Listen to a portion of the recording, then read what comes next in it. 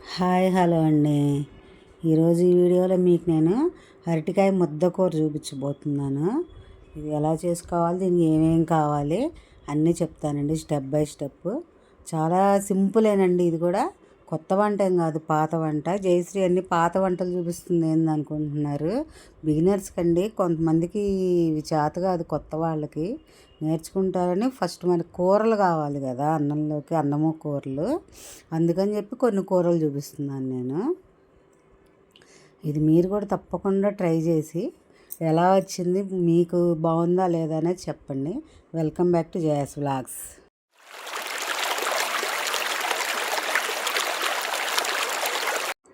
దీనికి నేను ఫస్ట్ ఒక అరటికాయ తీసుకుంటున్నానండి. కొంచెం పెద్దదిగా ఉంది ఇది. ఇది మీ ముగ్గురికి నలుగురికి ఈజీగా వస్తుందండి ఈ కర్రీ. ఫస్ట్ ఒక గిన్నె తీసుకుని ఆ గిన్నెలోకి నీళ్ళు తీసుకోవాలి. ముక్కలు మునిగి బాగా కొంచెం పైకి వచ్చేటట్లుగానమాట మనం చిన్నగా కట్ చేసుకోవాలి. ముందు ఈ అరటికాయని తొక్క తీసేసుకుని నీట్గా ఇలా యావరేజ్ సైజులోనమాట, మరీ చిన్నవి కాదు మరీ పెద్దవి కాదు, ఒక మాదిరిగా ముక్కలు కట్ చేసుకుని స్టవ్ వెలిగించుకుని స్టవ్ మీద ఇది మీడియంలో పెట్టుకుని దీనికి కొంచెం సాల్ట్ కూడా తీసుకోవాలండి. ఫస్ట్ మనం ఇది ఉడికించుకోవాలి. ఈ సాల్ట్ ఈ ఒక్కాయకి కొంచెం పెద్ద సైజు కదా, ఇంత సాల్ట్ పడుతుంది అనమాట. దీనికి సరిపడా సాల్ట్ వేసుకుని కొంచెం లైట్గా పసుపు కూడా వేసుకుంటున్నాను. ఒక పావు స్పూన్ పసుపు వేసుకుని దీన్ని ఉడకపెట్టుకోవాలి ఫస్ట్. ఇంతలోకి మనము ఒక గిన్నె తీసుకుని దాంట్లోకి ఒక ఉసిరికాయ అంత చింతపండు అనుకోండి, చింతపండు తీసుకుని ఫస్ట్ దీన్ని నీట్గా కడిగేసుకుందాము. ఒకసారి నీళ్ళు తీసుకుని కడిగేసుకుని తర్వాత ఇంకాసి నీళ్ళు పోసుకుని దీంట్లో నానబెట్టుకుందాము. అవి ఉడికేలోపు ఇవి చేసుకుందాం అన్నమాట. ఈ చింతపండు నానబెట్టుకుని మనం ఇంతలోకి ఎంతవరకు ముక్కలు ఉడుకుతున్నాయనే చూద్దాము. మొత్తం ఒకసారి ఇలా కలబెట్టుకుందాం. పసుపు కూడా ముక్కలకి బాగా పట్టి ఎల్లో కలర్లో వస్తాయి. అందుకు ఒక్క 10 మినిట్స్ చాలండి ఇవి ఉడకటానికి. 10 మినిట్స్ తర్వాత ఇలా వచ్చినాయి. దీన్ని చెక్ చేసుకుందాం. చెక్ చేసుకోవడం అంటే ఏం చేయక్కర్లేదండి. ఈ ముక్కను మనం పట్టుకుంటే మెత్తగా ఉందా లేదా చూసుకుంటే చాలు. దీంట్లో వేసి ఊరిని అలా ఒత్తి చూడండి. ఒత్తి చూస్తే తెలిసిపోతుంది ఇది మెత్తబడిపోయింది అంటే ఉడికిపోయినట్లు అనమాట. ఇప్పుడు ఒక స్ట్రైనర్ తీసుకుని దాంట్లోకి మనం ఈ ముక్కలన్నీ వడగట్టేసుకుందాము. నీళ్ళన్నీ తీసేసి ఆ ముక్కల వరకు ఉంచుకోవాలన్నమాట. మనం ఇప్పుడు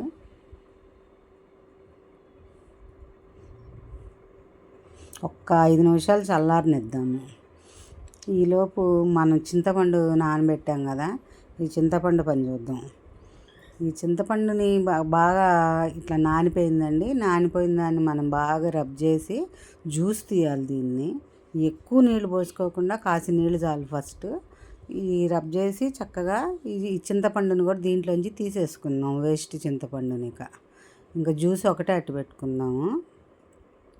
ఇలా వచ్చేసింది. ఇంకా దీన్ని అంతా తీసి పడేసేద్దాం.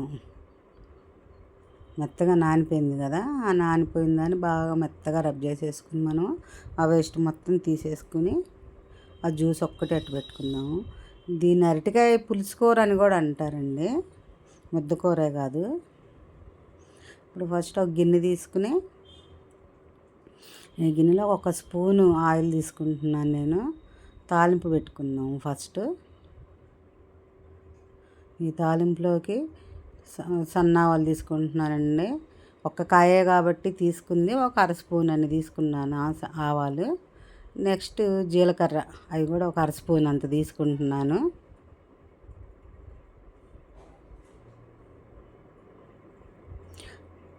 ఇవి కొంచెం వేగంగానే చాయ్ మినపప్పు కూడా తీసుకుంటున్నానండి. అవి కూడా ఒక అర స్పూన్ తీసుకుంటున్నాను చాయ్ మినపప్పు. ఇవి కూడా కొంచెం వేగగానే కొంచెం పచ్చిశనగపప్పు అంటారు కదా, అవి తీసుకుంటున్నానండి. ఇవన్నీ వేగుతుండగా మీకు ఇష్టమైన వాళ్ళు ఇంగు అండి, లైట్గా ఇంగు వేసుకుంటే బాగుంటుంది. ఈ స్మెల్ అంటే ఇష్టం లేని వాళ్ళు స్కిప్ చేసేసి బాగానే ఉంటుంది, వేసుకోకపోయినా కూడా బాగానే ఉంటుంది. ఇవి కొంచెం వేగంగానే మనం ఉడకబెట్టి పక్కన పెట్టుకున్నాం కదా ముక్కలు, ఈ ముక్కలు మొత్తం దీంట్లో వేసేసుకుందాము. దీంట్లో వేసేసుకుని ఒక్కసారి కుదించుకుందామండి. కలబెట్టుకోకుండా కుదించుకుందాం. కుదించుకున్నాక ఇప్పుడు ఈ జ్యూస్ తీసాం కదా, చింతపండు జ్యూస్ మొత్తం దీంట్లో పోసేసుకుందాం. ఇవి కొంచెం చాలపోతే కనుక ఇంకొంచెం వాటర్ తీసుకోవచ్చు మనము. ఇవన్నీ ఈ ముక్కలకి పట్టి ఉడకాలన్నమాట. దీంట్లోకి ఇప్పుడు స్టెప్ బై స్టెప్ అన్నీ 1 బై 1 వేసేసుకుందాం. ఏమేమి వేసుకోవాలో చెప్తాను మీకు. ఫస్ట్ వచ్చేసి సాల్ట్ వేసుకోవాలండి. ఇందాక వేసుకున్న సాల్ట్ దీనికి సరిపోదన్నమాట. ఇప్పుడు చింతపండు జ్యూస్ వేసాం కాబట్టి దీనికి సరిపడా మళ్ళీ కొంచెం సాల్ట్ వేసుకోవాలి. సాల్ట్, తర్వాత కారం, నెక్స్ట్ వచ్చేసి మళ్ళీ ఈ పులుసు కూడా బాగుండటానికి మళ్ళీ పసుపు వేసుకుంటున్నాను. ఇప్పుడు బెల్లం అండి లాస్ట్లో. ఇవన్నీ మనకి తింటే చాలా ఈక్వల్గా అంతా టేస్ట్ సరిపోవాలి. పులుపు, ఉప్పు, కారము, తీపి అన్నీ సరిపోవాలండి. అప్పుడు చాలా బాగా టేస్ట్గా ఉంటుంది. ఇది చిన్నపిల్లలకి కూడా పెట్టినా కూడా ఇంకా కావాలని తింటారు, అంత టేస్ట్గా ఉంటుంది ఇది. ఇప్పుడు దీన్ని బాగా కలబెట్టేసేసి ఒక 5-10 మినిట్స్ ఉడికిద్దాం అలా వదిలేసేసి. నీళ్ళు కనుక చాలా అనుకుంటే కనుక కొంచెం పోసుకుంటే సరిపోతుంది.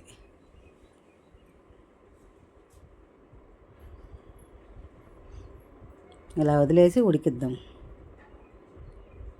ఎక్కువ పోసేయద్దండి, నీళ్ళు పలచగా వస్తుంది, తక్కువ చాలు వాటర్.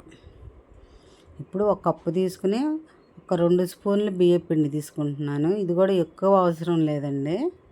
ఒక 2 స్పూన్లు బియ్యపిండి తీసుకుని దీన్ని కొంచెం స్పూన్ తోటి పలచగా నీళ్లు పోసుకుని ఆ నీళ్ళతో కలుపుకొని చక్కగా ఇది కూడా పలచగా జ్యూస్ లాగా చేసుకోవాలి. ఉండలు లేకుండా కలిపెట్టేసుకుందాం. ఇది కూడా మరీ చిక్కగా ఉండకూడదండి, కొంచెం పలచగానే ఉండాలి. ఓ 10 మినిట్స్కి ఇలా ఉడికిపోయినాయి అన్నీ. ఇప్పుడు దీంట్లో మనం ఆ బియ్యపిండి జ్యూస్ పోసుకోవాలండి. బియ్యపిండి నీళ్ళు, అది తడి బియ్యం పిండి ఏం పట్టించక్కర్లేదు, పొడి బియ్యం పిండి అయినా చాలు. పొడి బియ్యం పిండే వాడుతున్నాను నేను, మరబట్టించిన బియ్యం పిండి. మనం ఒక్కసారి టేస్ట్ చూసుకుని ఉప్పు కానీ, కారం కానీ, తీపి కానీ ఏదన్నా ఈక్వల్గా లేకపోతే కనుక కొంచెం సరి చేసుకుంటే బాగుంటుంది.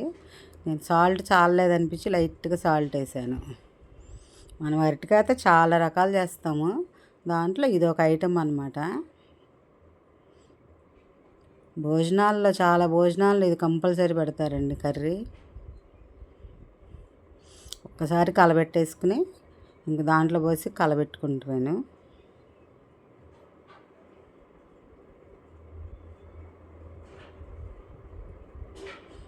అరటికాయలో ఫైబర్ కూడా ఉంటుందండి, హెల్త్కి కూడా చాలా మంచిది.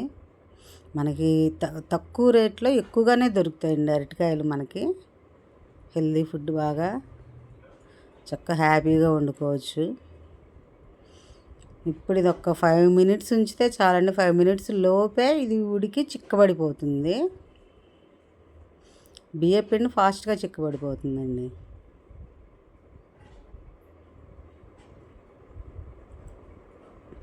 మనం ఇది కూడా మీడియం ఫ్లేమ్లోనే పెట్టుకోవాలి, కానీ హైకి వెళ్ళకూడదు ఈ వంట మొత్తం కూడా. చూసారుగా ఎలా చిక్కబడిపోయిందో. ఇది కనుక కొంచెం చల్లారనిస్తే ఇంకా బాగా చిక్కబడుతుందండి. మరీ చిక్కగా కాకుండా ఒక మాదిరిగా చేసుకుంటే అన్నంలో కలుపుకుని తినడానికి బాగుంటుంది.